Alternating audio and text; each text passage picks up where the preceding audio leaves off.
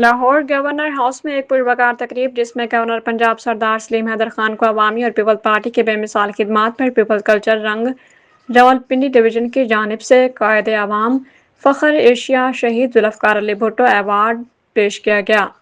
Peoples Culture Wing Rawalpindi division کے صدر رفعت علی قیصر اور پیپلز پارٹی کے سینئر رہنما چودھری منظور حسین، پیپلز پارٹی راولپنڈی ڈویژن کے صدر سردار عشر حیات خان کا دست مبارک سے فخر ایشیا ایوارڈ دیا گیا۔ اس موقع پر گورنر پنجاب سردار سلیم حیدر خان نے مسکراتے ہوئے کہا کہ یہ ایوارڈ مجھے رفعت علی قیصر تیسری بار دے رہے ہیں۔ اس میں کوئی شک نہیں کہ رفعت علی قیصر کی ثقافتی، صحافتی اور پارٹی کے لیے گراں قدر خدمات، جس کا اعتراف پیپلز پارٹی کی اعلیٰ قیادت بھی کرتی ہے، ان کے اندر جذبہ حب الوطنی کوٹ کوٹ کر بھری ہے۔ تینوں شعبوں میں ان کے لگن اور جذبے کو کبھی فراموش نہیں کیا جا سکتا۔